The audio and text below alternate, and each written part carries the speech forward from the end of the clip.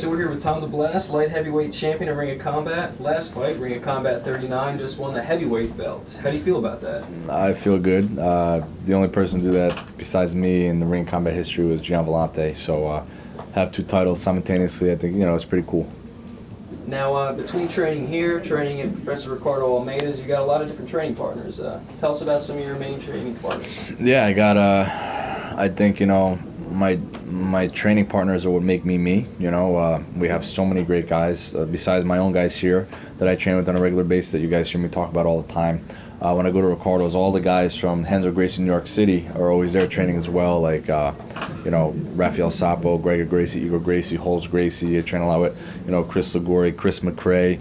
Of course, Ricardo is always there. And it's a pretty awesome thing to see, so many tough guys coming together that, really have no ego, just, willing to help each other. And, like I say, every single training session is a war, and we just got a lot of great guys on our team. I think last time, Eddie Alvarez trains in our room. We had like 5 UFC fighters, 5 Jiu-Jitsu world champions, Bellator fighters, former Bellator champs, current Bellator champs, so it's pretty awesome.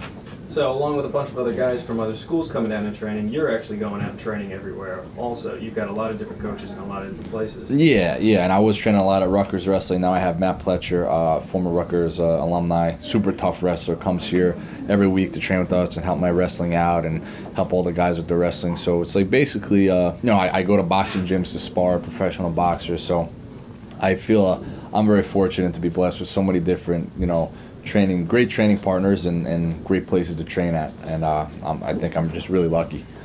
And what are some of the unique approaches your different coaches have?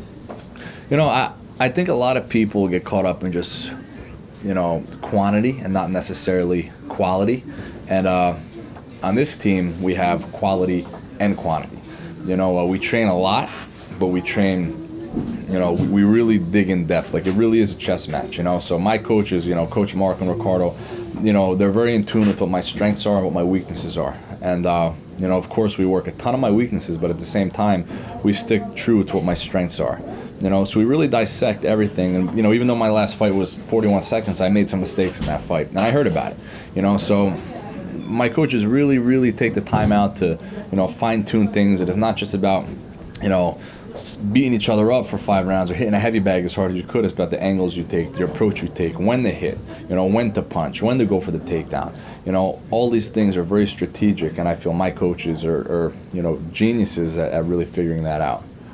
Now, go by all the different coaches you have, all your different training partners, and your record, which is very well balanced. You got some, you got decisions, you got a few knockouts, submission. Would you say you have any kind of fighting style? I think I'm very well rounded. Most people know me as a jiu-jitsu guy, but I think more and more people are starting to see that I have knockout power in both hands. I have 2 knockouts, 2 submissions, and I actually feel more comfortable lately. It feels on my feet. I like to keep the fight standing. I like to throw hands, and no matter where it goes, my fighting style, I look to finish. I want to finish fights. I want to be exciting. People are paying to watch the fight, and as much as I want to win, I do want to be exciting. And I think no matter where the fight ends up, my fights are always exciting because of that reason. So, even a fight that I had that I didn't finish, they're always exciting because, I'm going for the finish. I'm looking for the knockout. I'm looking for the submission. And for me, it's like, why fight longer than I have to? So if I have the opportunity to finish, I want to capitalize on that. Now, your next fight, Ring of Combat 40, April 27th. That's against Danny Babcock, 9-4, real tough guy. Mm-hmm. Do you have anything in mind for that fight? Any kind of game plan? Are you expecting anything from him in particular? I haven't watched too much on him. I heard he's a tough guy. Watched a couple of his fights, One thing I like about him is he really comes to fight. He doesn't seem like he's scared of any man, and he's excited to fight, and he throws hard. He throws hard punches. I think he's a pretty good wrestler, and I think he's underrated on the ground. I think he's pretty slick with submission defense and knowing how to avoid submission. But, me personally, I feel that I think every fighter I've ever went against has a game plan against me, and I think once we get in there, they realize that, I've had an answer thus far. So I'm assuming he's going to try to keep it on his feet because of my jiu-jitsu background, but, that's something I welcome, and wherever the fight goes, I'm really comfortable. Now, even after your last fight, everyone was a little surprised that you hadn't gotten a call from the UFC or Bellator or anything like that. Is there anything in the works for the future? I can't say much. We're in contact with the UFC. We're in contact with Bellator. This will be my last fight in Ring of Combat. Where I go after that is really going to be up to a couple deciding factors that I really can't talk about too much, but definitely this will be my last fight here, and I think Bellator has a lot of great things about them. UFC has a lot of great things about them, and there's just a lot of options out there now, and MMA is growing and growing, and it's a pretty exciting thing to see.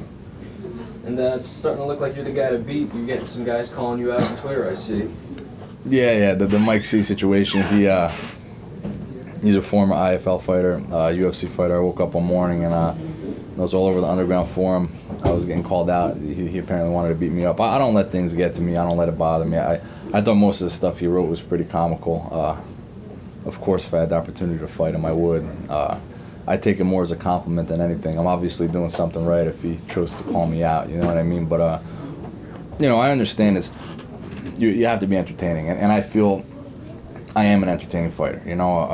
People want to see me fight. Everybody's waiting to see, what I'm going to do next. And although I do think it's fun to talk back and forth, I just feel, with me having a fight already scheduled with Danny, it would be disrespectful to Danny to pay Mike any real attention.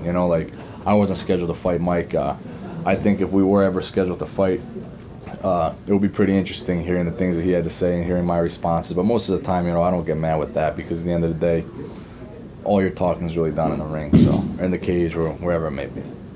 All right, that's it. April 27th, Ring of Combat 40. We'll see you there. Yes, sir. See you guys there.